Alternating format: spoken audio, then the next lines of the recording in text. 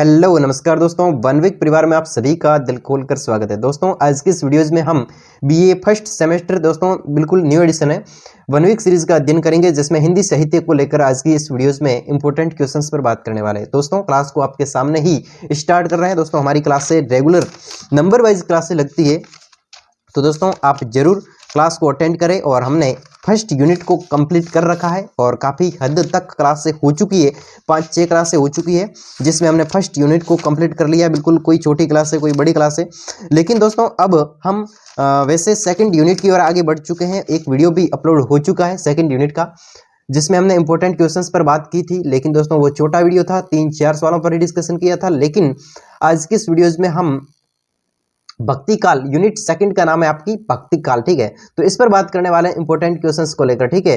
थोड़ा सेट कर लेते हैं इसको, बाकी क्लास को स्टार्ट करते हैं। बेकरार आपको समझ में आएगा। देखिए लघुत्तरात्मक प्रश्नों पर आज की इस वीडियोस में डिस्कशन करेंगे। इसके बाद में दोस्तों जो अगला वीडियो होगा वो आलोचनात्मक प्रश्न, यानी कि दोस्तों थोड़ा लॉन्ग क्वेश्चन है, इस प्रकार से बड़े बड़े क्वेश्चन है। इसको दोस्तों हमारे इस प्लेटफॉर्म पर बिल्कुल समझाया जाता है अच्छी तरीके से, और क्वेश्चंस जब तक कंप्लीट नहीं होता, क्लास कंप्लीट नहीं होती, आप ये तो विशेषता रहेगी।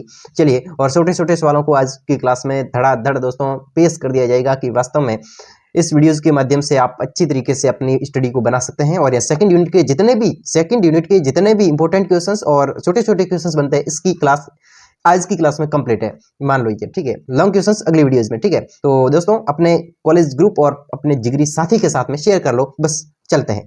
हिंदी साहित्य के किस काल को भक्ति काल के नाम से जाना जाता है? एक क्लास में इसको हमने देखा था, लेकिन आज फिर भी स्टार्ट कर रहे हैं, देख लेते हैं। हिंदी साहित्य के किस काल को भक्ति काल के नाम से जाना, ऐसा कौन सा काल है भक्ति काल का जिसमें हम भक्ति काल, हिंदी साहित्य का ऐसा कौन सा काल है जिसको भक्ति काल के नाम से जाना जाता है? तो दोस्तों हिंदी साहित्य के दूसरे काल को, जिसकी समय सीमा कितनी है, 1375 से 1700 तक मानी गई है।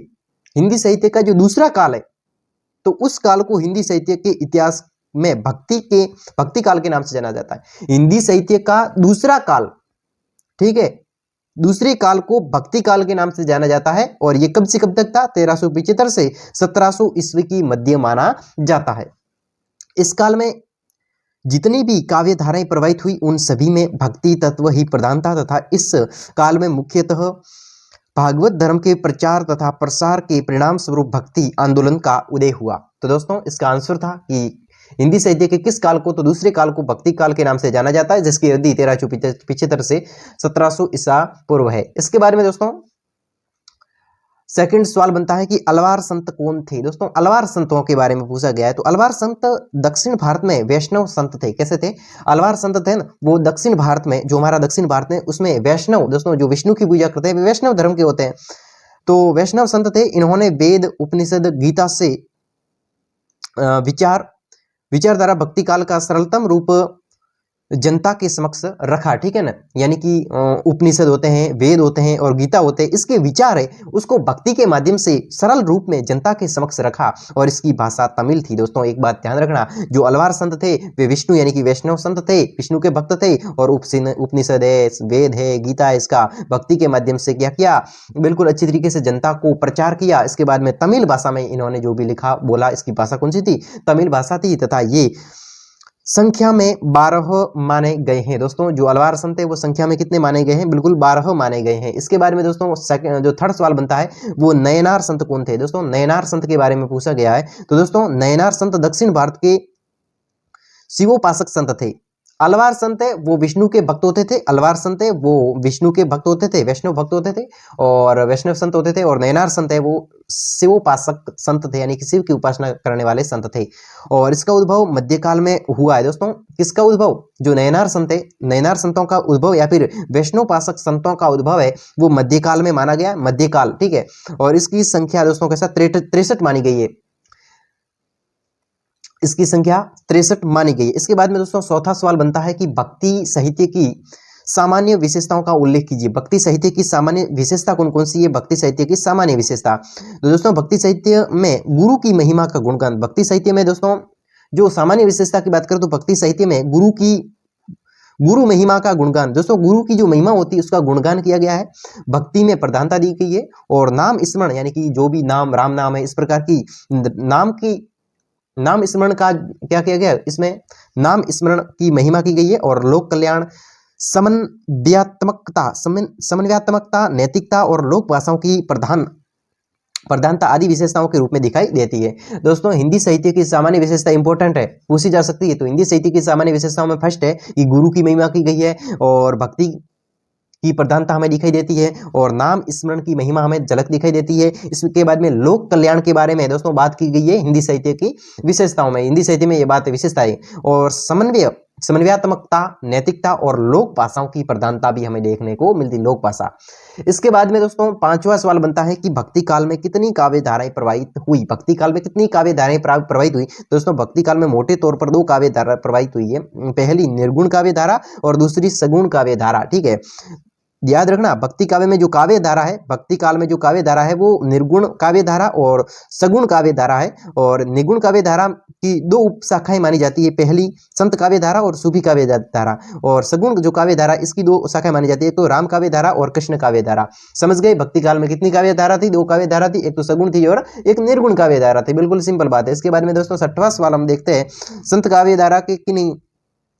काव्य धारा को विद्वानों ने किन किन नामों से संबोधित किया। दोस्तों जो संत काव्य धारा इसको अनेक विद्वानों ने किन किन नामों से संबोधित किया है। तो दोस्तों अलवार संतों को आचार्य शुक्ल ने नामदेव, आचार्य शुक्ल ने जो संत काव्य धारा है इसको आचार्य शुक्ल ने नामदेव तथा कबीर द्वारा प्रवर्तित भक्ति धारा को निर्गुण ज्ञानाश्रयी शाखा, डॉक्टर हंजारी प्रसाद द्विवेदी जी ने निर्गुण भक्ति साहित्य, हंजारी प्रसाद द्विवेदी जी ने निर्गुण भक्ति साहित्य और डॉक्टर राम कुमार वर्मा ने संत काव्य धारा परंपरा के नाम से संबोधित किया। उनसे संत काव्य धारा के नाम से संबोधित किया। किसको? दोस्तों जो संत काव्य धारा है, तो संत काव्य धारा को अनेक अलग अलग विद्वान किन किन नामों से जानते हैं या फिर किन किन नामों से पुकारा, संबोधित किया है। तो संत काव्य धारा को आचार्य रामचंद्र शुक्ल जी ने नामदेव कहा। कबीर जी द्वारा प्रवृत्ति भक्ति धारा, ठीक है, प्रवृत्ति भक्ति धारा निर्गुण ज्ञानाचरी शाखा कहा गया। ठीक है, और डॉक्टर हंजारी प्रसाद द्विवेदी जी के द्वारा क्या कहा गया कि निर्गुण भक्ति साहित्य, क्या कहा गया, निर्गुण भक्ति साहित्य इस संत काव्य धारा को कहा गया। इसके बाद में राम कुमार वर्मा ने संत काव्य धारा से पुकारा। राम कुमार वर्मा ने संत काव्य धारा से भक्ति काव्य धारा को पुकारा। तो इसके बाद में 7वां सवाल बनता है कि संत काव्य धारा की भक्ति का आधार स्पष्ट कीजिए। संत काव्य धारा की भक्ति किस प्रकार की थी, इसका हमें आधार स्पष्ट करना है। तो दोस्तों संत काव्य धारा की संत काव्य धारा के जो संत है, ठीक है, संत काव्य धारा की जो संत है वो दक्षिण के अलवार संतों और शैव साधना तथा नाथ संप्रदाय के हठ योग से प्रभावित थे। दोस्तों किसके द्वारा प्रभावित थे और कौन? देखिए संत काव्य धारा के जो संत थे, संत काव्य धारा के जो संत थे वो दक्षिण के अलवार संतों से और शैव साधना तथा नाथ संप्रदाय के हठ योग से प्रभावित थे। इसलिए उनके लिए, यानी कि संत काव्य धारा के जितने भी संत थे वो इनके द्वारा तो प्रभावित थे, लेकिन संत काव्य धारा के लिए जो ईश्वर है वो निर्गुण है, उसका निर्गुण है, निराकार है, उसका कोई रूप नहीं है, सर्वव्यापी, ये सभी जगह दोस्तों क्या मौजूद है ईश्वर। इसके बाद में आत्मा तो केवल उसका अंश है। इसके बाद में दोस्तों तथा हठ योग साधना भक्ति का साधन थी। दोस्तों हठ योग भावना भक्ति का साधन थी। इन संतों ने आचरण की शुद्धता पर बल देते हुए, जो दोस्तों संत काव्य धारा के जो संत है उन संतों ने आचरण की शुद्धता, दोस्तों खुद का आचरण, खुद का व्यवहार, खुद के आचरण पर बल देते हुए, आचरण की शुद्धता पर बल देते हुए अंधविश्वासों, पाखंडों और कर्म कांडों का खुलकर विरोध किया। तो ये किसने किया था? संत काव्य धारा के संतों के द्वारा किया गया था। इसके बाद में दोस्तों 8वां सवाल बनता है कि संत काव्य धारा की प्रमुख विशेषताओं का उल्लेख कीजिए। संत काव्य धारा की कौन कौन सी विशेषता बनती है? तो दोस्तों संत काव्य धारा की विशेषताओं में, संत काव्य धारा में गुरु की महिमा अभी हमने पढ़ी, नाम स्मरण की महिमा ये भी पढ़ी, और समन्वित भक्ति भावना पर बल दिए। समन्वित दोस्तों सारे को सारा का जो भक्ति भावना का बल है तो इन पर बल दिया गया, और धार्मिक एवं सामाजिक आडंबरों का विरोध किया। धार्मिक आडंबर और सामाजिक धर्म के नाम पर और समाज के नाम पर आडंबर होते हैं तो इसका विरोध किया गया। और इस काव्य धारा में रहस्यवादी प्रवृत्ति हमें दिखाई देती है और शांत और श्रृंगार रस की प्रधानता, सदुकड़ी भाषा का प्रयोग किया गया